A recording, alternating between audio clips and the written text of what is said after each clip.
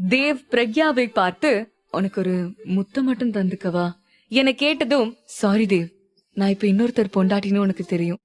அப்படி இருக்கும்போது வேறொரு ஆணோட நெருங்கி பழகுறது சரியா இருக்காது என்றாள் பிரக்யா. பிரக்யாவின் பதிலை கேட்டதும் தேவ் மனதில் ஏற்பட்ட ஆசைகள் அனைத்தும் கரைந்தன. காதலால் நிரம்பியிருந்த தேவ் கண்களில் சட்டென குற்ற உணர்வு தோன்றியது. டிவோர்ஸ் வாங்கும் வரை பிரக்யாவை நெருங்க மாட்டேன் என சத்யனுக்கு செய்த சத்தியமும் தேவுக்கு நினைவுக்கு வந்தது. அதனால் தேவ் முகம் சோகமானது. இருந்தாலும் தன்னை சமாதானப்படுத்திக் கொண்ட தேவ், ஐம் சாரி, என்னால நீ டிஸ்டர்ப் ஆகிட்ட. உன்னை எனக்கு ரொம்ப பிடிக்கும் பிரக்யா. அதான் உன்னை பார்த்ததும் கிஸ் பண்ணணும்னு தோணுச்சு. உன்கிட்ட கேட்டுட்ட. என்னோட லவ் நீ சத்யன் வைஃப்ன்றது மறக்க வச்சிடுச்சு. நீ சத்யன் கிட்ட இருந்து டிவோர்ஸ் வாங்குற வரைக்கும் நான் என் லிமிட் கிராஸ் பண்ண மாட்டேன். உன்னை ஹர்ட் பண்ண மாட்டேன், ப்ராமிஸ். பட் உன்னை லவ் பண்ணிட்டே இருப்பேன் என்றான். தேவ் சொன்ன வார்த்தைகளை கேட்ட பிரக்யாவுக்கு அவன் மேல் இரக்கப்படுவதா பரிதாபப்படுவதா என தெரியாமல் முழித்தாள். மறுபடியும் தேவ், ஹே பிரக்யா, கிஸ் தான் வேணான்னு சொல்லிட்ட. அட்லீஸ்ட் ஒரு ஹக் பண்ணலாம்ல. நீ எதுவும் தப்பா நினைக்கலன்னா ஃப்ரெண்ட்லி ஹக் பண்ணிக்கலாமே. இதுக்கப்புறம் வேற எதுவும் உன்கிட்ட எதிர்பார்க்க மாட்டேன் பிரக்யா என்றான் தயக்கத்துடன். தேவ் மீது பிரக்யாவுக்கு பரிதாபம் மட்டுமே வந்தது. தேவ் முகத்தை பார்த்த பிரக்யா, நீ இவ்ளோ கேக்குற, சரி ஒரே ஒரு டைம் மட்டும்தான். பட் இதுக்கப்புறம் நீ என்ன டிஸ்டர்ப் பண்ண கூடாது. என்னோட மேரேஜ் ரிலேஷன்ஷிப் முடிகிற வரைக்கும் எந்த ஒரு ரெக்வஸ்டும் வைக்காத என்றாள். பிரக்யா ஹக் பண்ண ஓகே சொன்னதை நம்ப முடியாத தேவ் அவளோட கண்டிஷனுக்கு ஓகே சொல்லி தலையை ஆட்டினான். உடனே பிரக்யாவின் அருகில் நெருங்கிய தேவ் காதலுடன் அவளது கைகளை பிடித்தான். அவளை ஒரு குழந்தையை போல் அணைத்துக் கொண்டான். 5 நிமிடங்கள் பிரக்யாவை அணைத்திருந்த தேவ், இந்த உலகத்திலேயே நான் தான் ரொம்ப சந்தோஷமானவ என நினைத்து கொண்டான். தேவுக்கு சந்தோஷம் கிடைத்ததாக உணர்ந்தான். அவனது அணைப்பின் உணர்வை பிரக்யாவும் உணர்ந்தாள். ஆனால் பிரக்யாவுக்கு ஏனோ சத்யனின் நினைவு வந்து அவளை சங்கடப்படுத்தியது. சத்யனின் அணைப்பில் தூங்கியது, அவன் தன்னை தொட்டது என அவளது எண்ணங்கள் சத்யனிடமே சென்றன. சத்யன் கோபக்காரனாக இருந்தாலும் அவனது அருகில் இருக்கும் போது மட்டுமே பிரக்யா நிம்மதியாக இருந்துள்ளாள். தேவுடனான 5 நிமிட அணைப்பில் பிரக்யா மனதில் சத்யன் குறித்த 1000 எண்ணங்கள் வந்து சென்றன. தேவ் பிரக்யாவின் காதல் மயக்கத்திலும் பிரக்யா சத்யனின் நினைவிலும் தங்களை மறந்திருக்க இருவரையும் வானத்தில் வட்டமிட்ட ட்ரோன் கேமரா படம் எடுத்தது. பிரக்யாவை தேவ் கட்டிப்பிடித்திருப்பதை ட்ரோன் கேமரா படம் எடுப்பதை யாரும் அறியவில்லை. அதே நேரம் சத்யன் தானே காரை ஓட்டிக்கொண்டு வீட்டிற்கு சென்று கொண்டிருந்தான். அப்போது அன்னோன் நம்பரில் இருந்து அவனுக்கு கால் வந்தது. அதை அட்டெண்ட் செய்ததும், mister Sathyan, am I right? நீ பாவம் தனியா கார்ல போயிட்டு இருக்க. அங்க உன் வைஃப் யார் கூட என்ன பண்ணிட்டு இருக்கான்னு தெரியாத அப்பாவியா இருக்கியே. சரி விடு, இப்போ உன் வைஃப் என்ன பண்றான்னு தெரிஞ்சுக்கோ. நான் இந்த கால் கட் பண்ணதும் உனக்கு சில போட்டோஸ் வரும். அதை பார்த்து நல்லா என்ஜாய் பண்ணு. பாவம் அது பிரக்யா மேல மட்டும் கோவப்படாத என்றான்.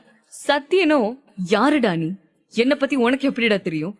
பிரக்யா பத்தி பேசினா கொன்னுடுவேன் என கத்தினான். அதற்குள் எதிர்முனையில் கேட்டுக்கொண்டிருந்த குரல், பி கூல் என்றதும் கால் கட் ஆனது. உடனே சத்யனின் போனுக்கு வாட்ஸ்அப் மெசேஜ் வந்தது. அதை ஓபன் செய்ததும் சத்யனின் கண்கள் சிவந்தன. சத்யனின் போனில் தேவும் பிரக்யாவும் கட்டிப்பிடித்துக் கொண்டிருந்த புகைப்படங்கள் அனுப்பப்பட்டிருந்தன. அதை பார்த்ததும் கோபத்தின் உச்சிக்கே சென்ற சத்யன், ராஸ்கல் என திட்டிக் கொண்டிருக்க அவன் எதிரிலே லாரி வருவதை கவனிக்கவில்லை. லாரியில் மோதாமல் இருக்க காரை திருப்பிய சத்யன் சென்டர் மீடியனில் மோதினான். வேகமாக கார் மோதியதில் சத்யனின் நெற்றியில் அடிபட்டது. இங்கோ தேவுடன் அந்த வில்லாவை சுற்றி பார்த்து கொண்டிருந்தாள் பிரக்யா. அதற்குள் தேவ் போன் அடித்தது. ஸ்கிரீனில் கார்த்திக் என காட்டியது. மொபைல் ரிங் ஆவதை பார்த்த தேவ், கார்த்திக் ஏன் இப்ப கூப்பிடுறான் என நினைத்து கொண்டே கால் அட்டெண்ட் செய்தான். ஹலோ, எஸ் கார்த்திக் என்பதற்குள், போன் பிரக்யா மேடம் கிட்ட கொடுங்க என்றான். குழப்பமான தேவ், பிரக்யா என் கூட இருக்கிறது உனக்கு எப்படி தெரியும் என கேட்டான். கார்த்திக்கோ, சார் பிளீஸ் போன மேடம் கிட்ட கொடுங்க என்றான். உடனே தேவ் பிரக்யாவை பார்த்து போனை நீட்டினான். தேவ் முகத்தை பார்த்த பிரக்யா போனை வாங்கி காதில் வைத்தாள். பிரக்யா மேடம், சத்யன் சருக்கு ஆக்சிடென்ட் ஆயிடுச்சு, கொஞ்சம் சீக்கிரமா ஹாஸ்பிட்டல் வாங்க என்றான். சத்யனுக்கு ஆக்சிடென்ட் என்ற வார்த்தையை கேட்ட பிரக்யா பிரம்மை பிடித்ததை போல ஆனாள். பிரக்யாவின் முகத்தை பார்த்ததும் ஏதோ அசம்பாவிதம் நடந்ததாக தெரிந்து கொண்ட தேவ் கார்த்திக்கிடம் நடந்ததை கேட்டுக்கொண்டான். அடுத்த 15 நிமிடங்களில் பிரக்யா மருத்துவமனைக்கு விரைந்தாள். பயம் மற்றும் பதட்டத்துடன் ஐசியு வார்டில் நுழைந்த பிரக்யா சத்யன் இருக்கும் அறையின் கதவை திறந்து உள்ளே போக முயன்றாள். அப்போது அவளை 2 பாதுகாவலர்கள் தடுத்தனர். பிரக்யாவின் மனதில், உங்களுக்கு என்ன ஆச்சு சத்யன் ஏன் இப்படி பயமுறுத்துற? இல்லன்னா நான் எப்படி என புலம்பினாள். அதற்குள் அங்கு வந்த கார்த்திக் பாதுகாவலர்களிடம், இவங்கதான் பிரக்யா மேடம், அவங்கள உள்ள போக அலோ பண்ணுங்க என்றான். அறைக்குள் நுழைந்ததும் பிரக்யா சத்யனை தேடினாள். அங்கு பேஷண்ட் பெட்டுக்கு அருகில் சிவானி அமர்ந்திருந்தாள். சத்யன் ஜன்னல் வழியாக வெளியே பார்த்து கொண்டிருந்தான். பிரக்யாவை பார்த்த சிவானி, எப்ப வந்த பிரக்யா என்றாள். பிரக்யா என்ற பெயரை கேட்டதும் சட்டென திரும்பிய சத்யன் அவளை பார்த்ததும் மறுபடியும் முகத்தை திருப்பிக் கொண்டான். சத்யனின் உச்சந்தலை முதல் பாதம் வரை பார்த்த பிரக்யா சத்யனுக்கு தலையில் மட்டும் அடிபட்டு இருப்பதை பார்த்து, தேங்க் காட், உங்களுக்கு ஒண்ணும் ஆகல. கார்த்திக் உங்களுக்கு ஆக்சிடென்ட்னு சொன்னதும் நான் ரொம்ப பயந்துட்டேன். பரவாயில்ல, நீங்க நல்லா இருக்கீங்க என்றாள். அவளின் இந்த வார்த்தைகளை கேட்ட சத்யன், ஏன் நான் நல்லா இருக்கிறது உனக்கு பிடிக்கல போல என்றான்.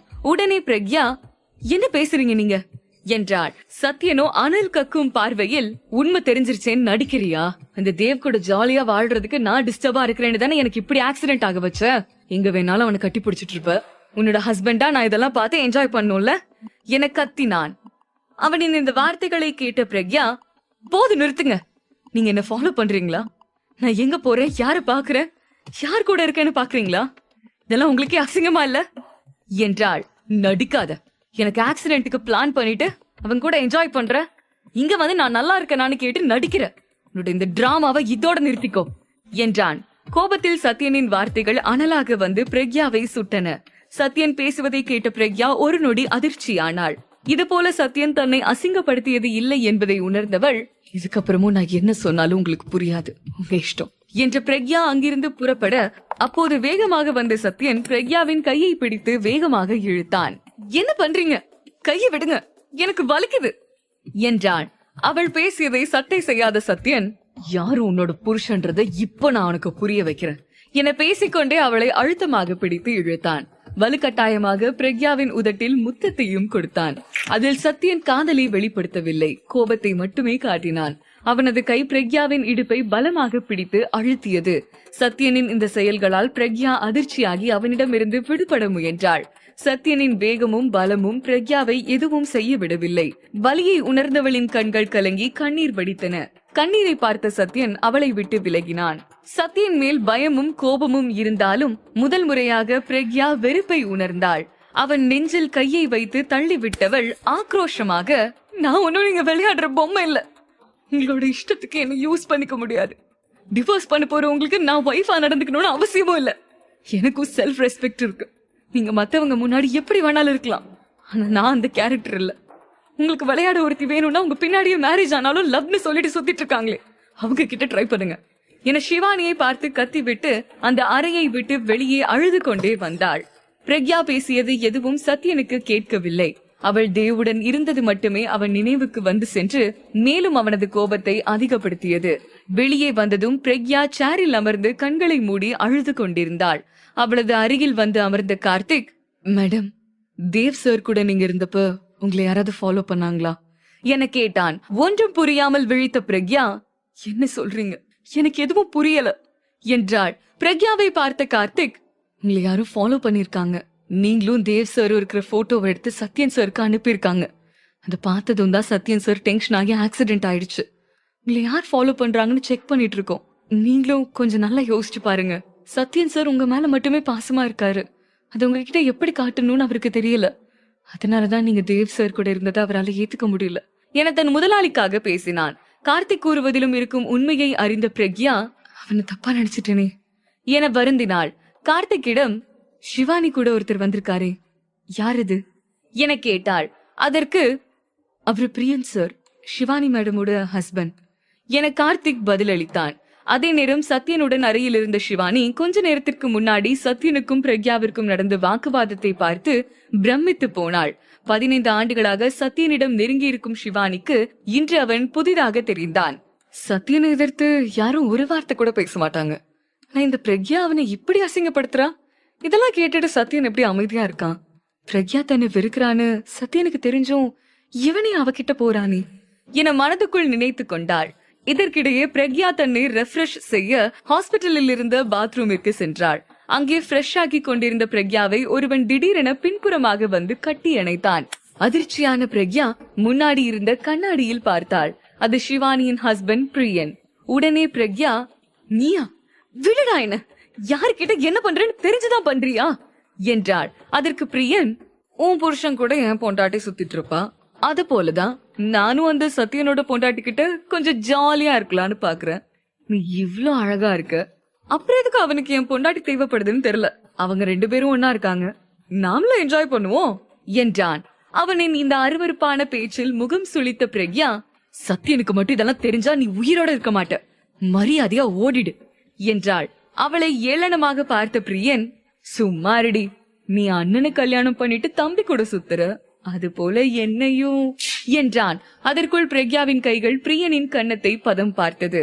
ஆத்திரப்பட்ட பிரியன் கன்னத்தை தடவிக்கொண்டே, உனக்கு வாயால சொன்னா புரியாது என்றபடி அவளை கட்டிப்பிடிக்க முயன்றான். அவனிடமிருந்து விலக முயன்ற பிரக்யா அருகில் இருந்த ஹேண்ட் வாஷை எடுத்து அவன் கண்களில் அடித்துவிட்டு அங்கிருந்து வெளியே வந்தாள். அப்போது வாஷ்ரூமிற்கு வெளியே சிவானி நின்றிருந்தாள்.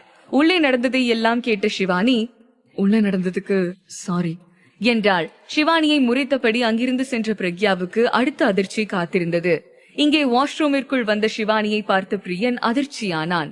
இந்த நிமிஷத்துல இருந்து உன்னோட இருந்த என் ரிலேஷன்ஷிப் முடிஞ்சது. உனக்கு தேவையானது சீக்கிரம் வந்து சேரும். இங்கிருந்து சத்யன் கிட்ட அடி வாங்கி செத்துறாத என எச்சரித்து விட்டு சென்றாள். சத்யனை பிரக்யா வெறுப்பாளா? பிரியனின் எண்ணத்தை சத்யன் தெரிந்து கொள்வானா? சிவானியின் கணவன் பிரியன் தன்னிடம் தவறாக நடந்து கொண்டதை நினைத்து பிரக்யா மனம் வருந்தினாள். பிரியனிடம் இருந்து தப்பித்து வாஷ்ரூமில் இருந்து வெளியே வந்த பிரக்யா ஹாஸ்பிட்டல் கார்டனிற்கு நேராக நடந்து சென்றாள். அவள் மனதில் பலவித குழப்பங்கள் இருந்தன. ஒரு பக்கம் தேவ் என்கிட்ட க்ளோஸா இருக்க பாக்குறான், இன்னொரு பக்கம் சத்யன் இவ்ளோ அடமெண்டா நடந்து பாருன்னு நினைக்கவே இல்ல. இவங்களுக்கு நடுவுல இந்த சிவானி இருக்கிறது பத்தாதுன்னு புது வில்லனா அவளோட ஹஸ்பண்ட் வரான். ஏன் என் வாழ்க்கை எப்பவும் இப்படி குழப்பமாவே போகுது? என்ன சுத்தி இருக்கிறவங்களுக்கு நான் மட்டும் ஏன் தப்பா தெரியுறேன் என்று நினைத்து கொண்டு கார்டனில் இருக்கும் ஸ்டோன் பெஞ்சில் அமர்ந்தாள். அவளுக்கு முன்பு அந்த கார்டனில் வைக்கப்பட்டிருந்த மலர் செடிகள் அழகாக பராமரிக்கப்பட்டிருந்தன. மனதுக்குள் அலையடிக்கும் பிரக்யாவுக்கு அந்த மலர் செடிகளின் வாசமும் அழகும் கொஞ்சம் அமைதியை கொடுத்தது. அப்போது திடீரென ஒருவன், பிரக்யா நீங்க இங்க என்றான். அவனின் குரலை கேட்ட பிரக்யா, சீ இவனா, இருக்கிற பிரச்சனையில இவன் வேற எரிச்சல் பண்ண வரான் என்று நினைத்தவள் பதில் எதுவும் சொல்லாமல் இருந்தாள். ஆனாலும் பிரக்யாவை விடாத அந்த ஆணின் குரல் அவளுக்கு அருகில் வந்தது. அவன் வேறு யாருமில்லை, உதய்தான். ரம்யாவுடன் ஹாஸ்பிட்டல் வந்தவன் பிரக்யாவை பார்த்ததும் அவளை வம்பிழுக்க கார்டன் பக்கம் வந்தான். அவனை பார்த்ததும் பிரக்யா அந்த இடத்தில் இருந்து செல்ல நகர்ந்தாள். அப்போது பிரக்யாவின் கையை பிடித்து நிறுத்திய உதய், உன்கிட்ட கொஞ்சம் பேசணும் பிரக்யா, பிளீஸ் போகாத நில்லு என்றான். திடீரென உதய் தன் கையை பிடித்து நிறுத்தியதால் கோபப்பட்ட பிரக்யா அவன் கன்னத்தில் பலார் என ஒரு அறை விட்டாள். பின்னர், இன்னொரு டைம் இப்படி என்ன தொட்ட கொன்னுடுவேன் என்றபோது உதய் பின்னால் ரம்யா வருவதை பிரக்யா பார்த்து விட்டாள். உடனே கோபத்தை குறைத்த பிரக்யா உதயிடம், என்கிட்ட என்ன பேச வேண்டியது இருக்கு? உனக்குதான் ரம்யா இருக்கால, எதுவா இருந்தாலும் அவகிட்ட பேசிக்கோ என்றாள்.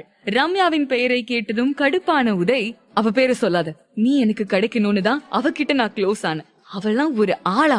உன்னாலதான் இன்னைக்கு அவ கூட நான் வாழ்ந்துட்டு இருக்கேன். உண்மையை சொல்ல போனா அவ மேல எனக்கு இன்ட்ரெஸ்ட் இருந்ததில்ல என்றான். உடனே பிரக்யா, சோ உன்னோட சுயநலத்துக்காக ரம்யாவை யூஸ் பண்றியா என்றாள். பிரக்யாவின் கேள்விக்கு, நீ சொல்றது சரிதான், ஃபர்ஸ்ட் அவ கூட பழகுனாதான் உன்னை பார்க்க முடியும், உன்கிட்ட பேச முடியும்னு நினைச்சா அவகிட்ட பழகுன.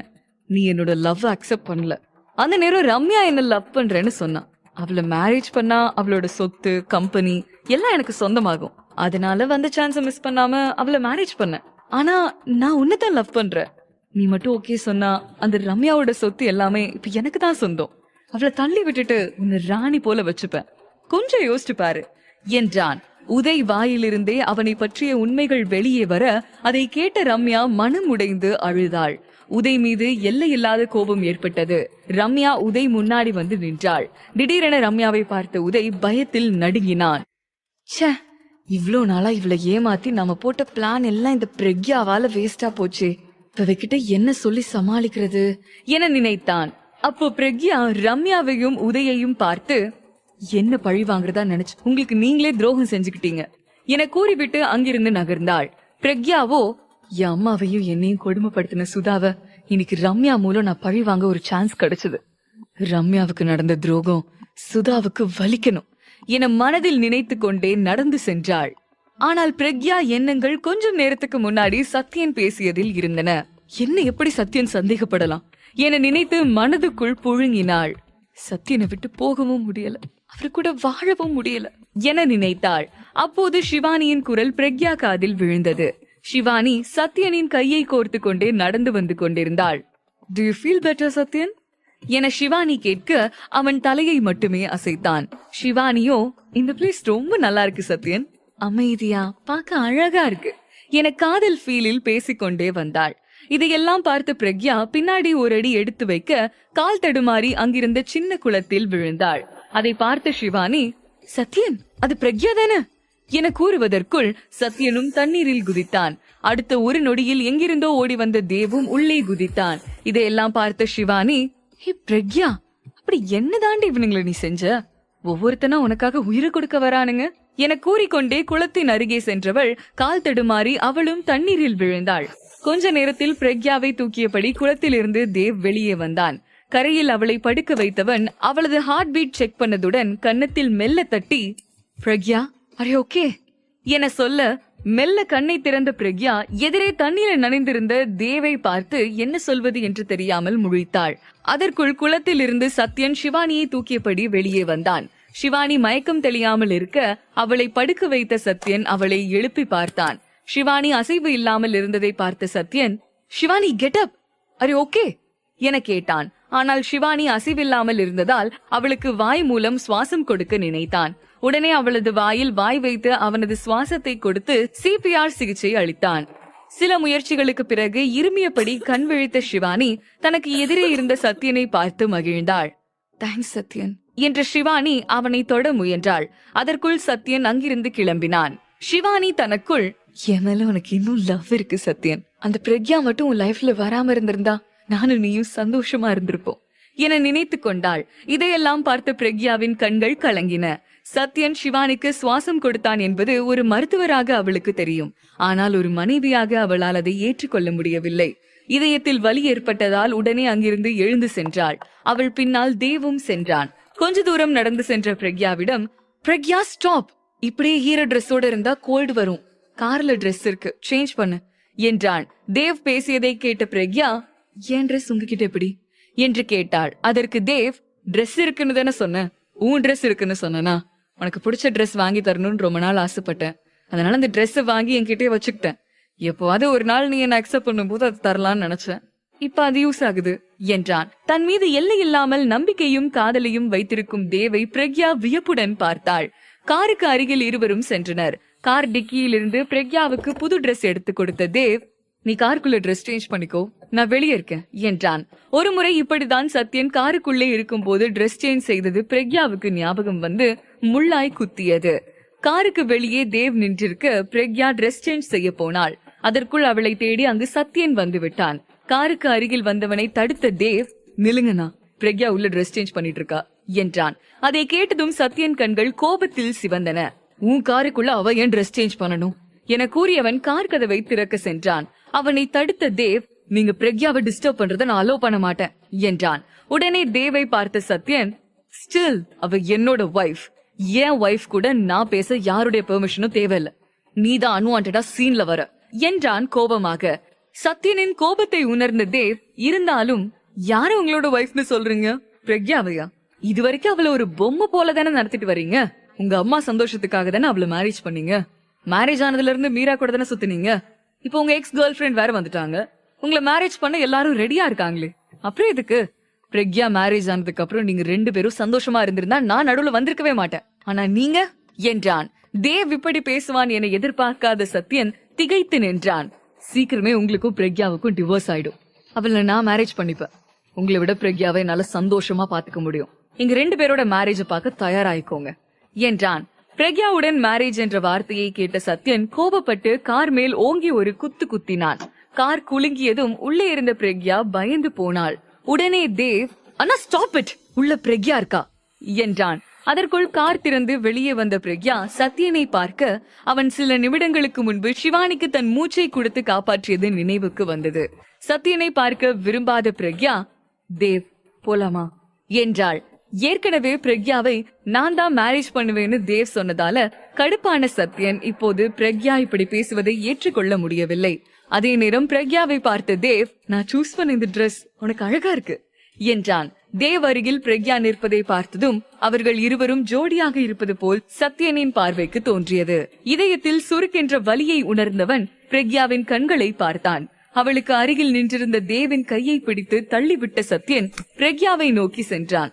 சத்யன் ஒவ்வொரு அடியாக முன்வைக்க அவனது கொந்தளிக்கும் கண்களை பார்த்த பிரக்யா பின்னாடியே ஒவ்வொரு அடியாக எடுத்து வைத்து காரில் இடித்து நின்றாள்.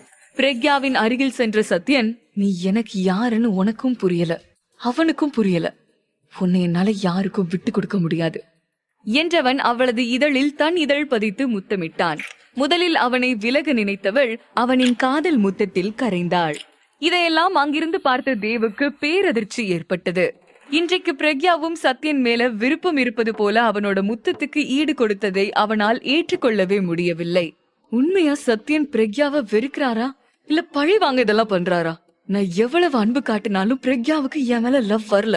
அவளுக்கு உண்மையா சத்யனை தான் பிடிச்சிருக்கா. இவங்க 2 பேருக்குள்ளயும் இருக்கிற ரகசியத்தை புரிஞ்சுக்கவே முடியலையே என அவன் அறிவு சொன்னாலும் மனமோ அதெல்லாம் இருக்காது. பிரக்யா சத்யனால பயந்திருப்பா, அதனாலதான் இப்படி நடந்துக்கிறா. எல்லாமே சத்யன் மிரட்டி வச்சதுதான் காரணம் என சொன்னது. சத்யனின் முத்தத்தில் இருந்து சுய நினைவுக்கு வந்த பிரக்யா தன் முழு பலத்தை கொண்டு அவனை 2 அடி பின்னே தள்ளி விட்டவள் கத்தத் தொடங்கினாள். உங்களுக்கு என்னதான் வேணும் சத்யன்? என்கிட்ட வராதிங்க, தள்ளி ஏறுங்கன்னு சொல்லிட்ட. என்னை ஏன் இப்படி சாகடிக்கிறீங்க? நீங்க விளையாடுற ஒரு பொம்மை இல்லனா. நீங்க விரும்பினா உங்க கூட வர்றதுக்கும் நீங்க வெறுத்தா ஓடுறதுக்கும் நான் உங்க அடிமை இல்ல என அழுதாள். அவளின் இந்த பேச்சுக்கு அசையாத சத்யன், நான் என் ஒய்ஃப் கிட்ட கணக்க முடிச்சுக்கதான் வந்தேன். இதை கேட்டு எரிச்சல் அடைந்த பிரக்யா, என்ன பழி வாங்கணும்னு நினைக்கிறீங்களா? ரொம்ப தேங்க்ஸ். இங்க கணக்கு முடிஞ்சதுன்னா இனிமே என் பக்கமே வராதிங்க என்றாள். அதை கேட்ட சத்யன், அது எப்படி முடியும்? ஒரே ஒரு கிஸ்ஸோட தப்பிக்கலான்னு பாக்காத என்றான். சத்யனின் இந்த பேச்சு தேவ் மற்றும் பிரக்யாவுக்குமே புதிதாக இருந்தது. அதே நேரம் சத்யன் மனதுக்குள், இவகிட்ட அப்படி என்னதான் இருக்கு? இவ பக்கத்துல போனாலே நான் என் கண்ட்ரோலை இழக்கிறேன். இவ கூட வர ஃபீல் வேற யார்கிட்டயும் இல்ல. இவளுக்கும் எனக்கும் இருக்கிற அந்த ரகசியம் என்னன்னு தான் தெரியல. என்னால உண்மையையும் சொல்ல முடியல என நினைத்தான். சத்யன் பேச்சை கேட்ட தேவ், இவங்க 2 பேருக்கும் நடுவுல லவ் இருக்கா இல்ல ரிவெஞ்ச் இருக்கா? எது எப்படி இருந்தாலும் எனக்கு என்னோட பிரக்யா வேணும். இந்த டைம் அவளை கண்டிப்பா விட்டு கொடுக்க மாட்டேன் என மனதுக்குள் கூறினான். அதற்குள் அங்கு வேகமாக ஒரு கார் வந்து நின்றது. அதிலிருந்து சிவானியும் அவள் கணவன் பிரியனும் வந்திறங்கினர். பிரக்யாவை பார்த்த Shivani, hi Pragya, he's my husband Priyan. இவர்கிட்ட எனக்கு உடம்பு சரியில்லாத போது நீ நல்லா பாத்துக்கிட்டேன்னு சொன்ன. தேவ் கூட படிச்சேன்னு தெரியும். உன்னை சத்யன் டிவோர்ஸ் பண்ணதுக்கு அப்புறம் நீ தேவ மேரேஜ் பண்ண போறேன்னு சொல்லிருக்கேன். என் உயிரை காப்பாத்தின உனக்கு பிரியன் ஹோட்டல்ல டின்னர் பார்ட்டி அரேஞ்ச் பண்ணிருக்காரு. சோ நீ கண்டிப்பா வரணும் என்றாள். அவள் இதை கூறும்போது அவளின் பார்வை முழுதும் சத்யன் மீதே இருந்தது.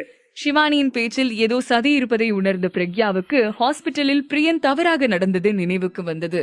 பிரியன் இன்னொரு பொண்ணு கிட்ட தப்பா நடந்தும் அதை பார்த்த சிவானி எப்படி அவனுக்காக பேசுறான்னு தெரியாம பிரக்யா குழம்பினாள்.